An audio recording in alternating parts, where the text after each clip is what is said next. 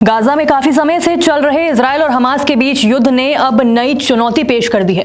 दोनों की तरफ से लगातार हमले किए जा रहे हैं, जिसमें काफी मात्रा में हथियारों और सेना का इस्तेमाल किया जा रहा है। लेकिन इस बार इजरायल के सामने एक बड़ी चुनौती खड़ी हो गई है।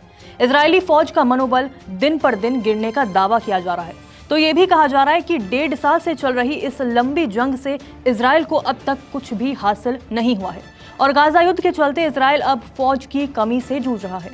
गाजा में हमास से संघर्ष के बावजूद आईडीएफ ना तो हमास के कब्जे से बंधकों को छुड़ा पाया और ना ही इस संगठन का सफाया कर पाया है। इन चुनौतियों के मद्देनजर आईडीएफ ने अनिवार्य सैन्य सेवा की अवधि को बढ़ाने का ऐलान कर दिया है। अब तक इजरायली सैनिकों को 2 साल और 8 महीने की सैन्य सेवा देनी होती थी, लेकिन इस अवधि को सरकार ने 4 महीने के लिए और बढ़ाकर सेवा की अवधि पूरे 3 साल तक कर दी है। नई व्यवस्था के तहत अतिरिक्त 4 महीने रिजर्व ड्यूटी के रूप में गिने जाएंगे। ये फैसला हमास द्वारा दी गई चुनौती के कारण लिया गया। आईडीएफ की ओर से ये कदम गाजा में हमास के खिलाफ लंबे संघर्ष के दबाव को कम करने की कोशिश मानी जा रही है। गौरतलब है कि गाजा में संघर्ष के दौरान हमास के साथ युद्ध में अब तक इजरायल ने अपने सैकड़ों सैनिकों को खोया है। वहीं दूसरी तरफ हजारों सैनिक अभी भी घायल बताए जा रहे हैं।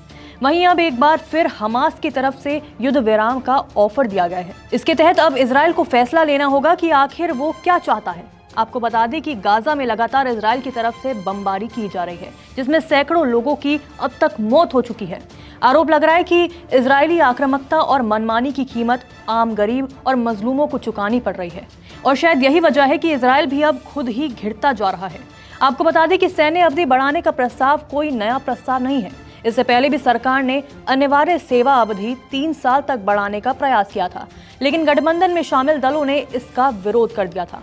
उनका मानना था कि उनके समुदाय को धार्मिक कारणों से सेवा से छूट मिलनी चाहिए। लेकिन खास बात यह है कि इतने सालों की लड़ाई के बावजूद इजरायल को अब बैकफुट पर आना पड़ रहा है। सवाल है कि आखिरकार प्रधानमंत्री बेंजामिन नेतन्याहू अपने फैसलों में लगातार बदलाव क्यों कर रहे हैं? क्यों उन्हें भी अभी तक इस बात पर यकीन नहीं है कि आईडीएफ जिस कमी से जूझ रहा है वे और कुछ नहीं बल्कि उनका मनोबल है, जो अब समय के साथ टूटता जा रहा है। इस पर आपकी क्या राय है? कमेंट बॉक्स में जरूर बताएं। नमस्कार, मैं हूं मानक गुप्ता। अगर आपको हमारा ये वीडियो पसंद आया हो तो इसे लाइक और शेयर जरूर करें और हाँ, हमें सब्सक्राइब और फॉलो करना ना भूलें ताकि आप देश और दुनिया की कोई खबर मिस ना करें। तो जुड़े रहिए हमारे साथ और देखते रहिए न्यूज़ 24।